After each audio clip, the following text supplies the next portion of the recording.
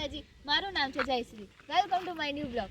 આજે અમે આવ્યા છીએ નદીનાથ મહાદેવજીનું મંદિર, જે આવેલું છે લુણાવાડાથી 39 કિલોમીટર અને સંતરામપુરથી 20 કિલોમીટરના અંતરે આવેલું છે. જે આવેલું છે કડાણાની પહાડી ઉપર, જે છે નદીનાથ મહાદેવજીનું મંદિર. તો આપણે હવે નદીનાથ મહાદેવજીના મંદિરે દર્શન કરવા જઈશું.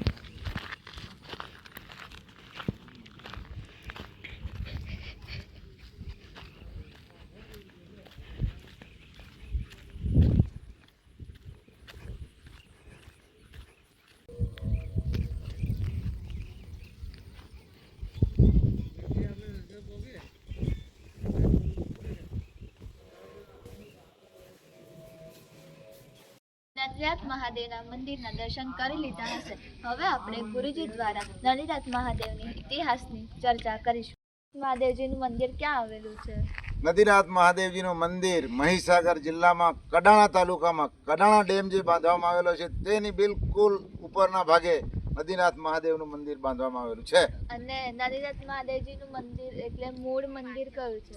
નદીનાથ મહાદેવજીનું મૂળ મંદિર કડાણા ડેમ જ્યારે બાંધ્યો ત્યારે મહીસાગર નદીના તટમાં હતું અને તે ડૂબાણમાં ગયું અને ત્યાર પછી આ મંદિર આ ટેકરા ઉપર બાંધવામાં આવ્યું છે. એટલે કઈ સાલમાં? લગભગ 1968-69 હશે. મહાદેવજીના મંદિરે કયા મહિનામાં મેળો ભરવામાં આવે છે? નદીનાથ મહાદેવજી મંદિરે મહા મહિનાની મહાપૂનમે મહાન મોટો પ્રમાણનો મેળો ભરાવામાં આવે છે.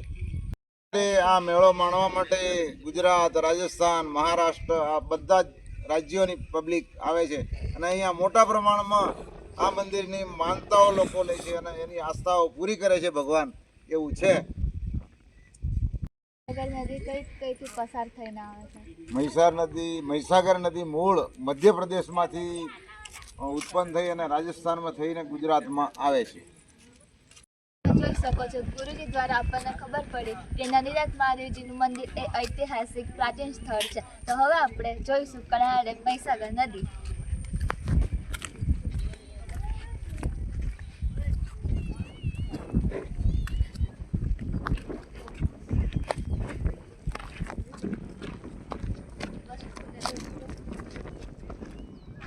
આ છે એક નેચરલ સૌંદર્ય, કુદરતી પ્રાકૃતિક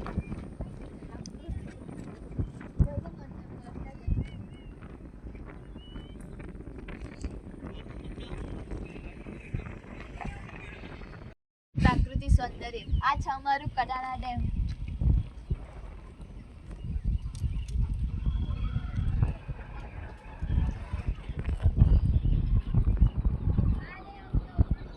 જોઈ શકો છો, નદીનાથ મહાદેવજીના મંદિરના નીચે પણ નદીમાં ટાપુ આવેલા છે. એક ટાપુ જે સાપ આકારનો પણ છે.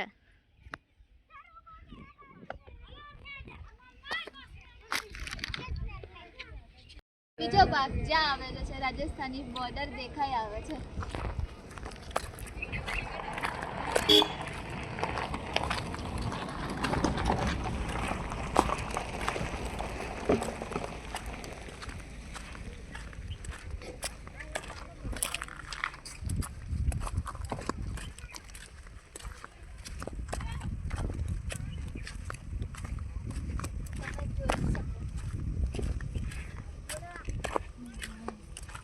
મસ્ત છે.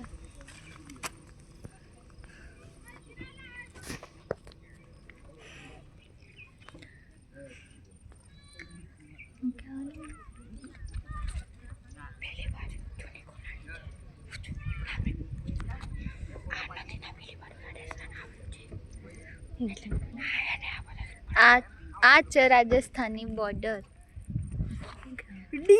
તમે જોઈ શકો છો, આ જે નદીની પેલી બાજુ જે ટાપુ છે એની પાછળ રાજસ્થાન આવેલું છે.